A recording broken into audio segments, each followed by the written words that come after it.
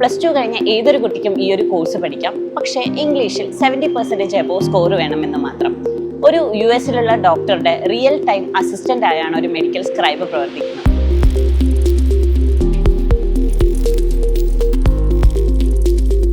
ഇന്നത്തെ ജനറേഷനിലെ കുട്ടികളുടെ പ്രത്യേകത എന്താണെന്ന് അറിയാമോ? നമ്മൾ കഴിഞ്ഞ കുറേ കാലങ്ങളായിട്ട് ഫോളോ ചെയ്തു വരുന്ന ഒരു പാറ്റേണിൽ നിന്ന് അവർ വ്യത്യസ്തമായിട്ട് ചിന്തിക്കുകയാണ്.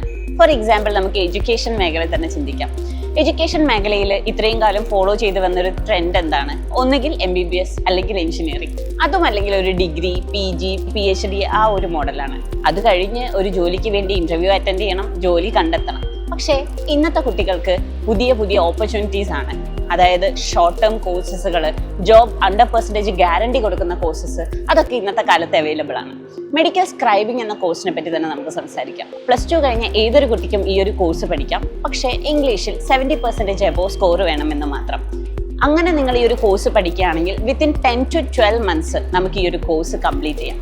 ഒരു US-ലുള്ള ഡോക്ടറുടെ റിയൽ ടൈം അസിസ്റ്റന്റ് ആയാണ് ഒരു മെഡിക്കൽ സ്ക്രൈബ് പ്രവർത്തിക്കുന്നത്.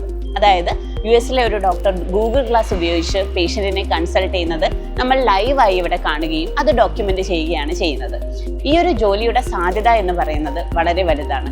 അതുപോലെ തന്നെ ഈ ഒരു ജോലിക്ക് കൊടുക്കുന്ന സ്റ്റാർട്ടിംഗ് സാലറി തന്നെ വളരെ അട്രാക്റ്റീവ് ആണ്. 40,000 മുതൽ തുടക്ക സാലറി വരുന്ന ഒരു കോഴ്സാണ് മെഡിക്കൽ സ്ക്രൈബിംഗ്. അപ്പോൾ ഇന്നത്തെ ജനറേഷന് മാറ്റി ചിന്തിക്കാൻ ഇത്രയും കാരണങ്ങൾ ധാരാളമാണ്.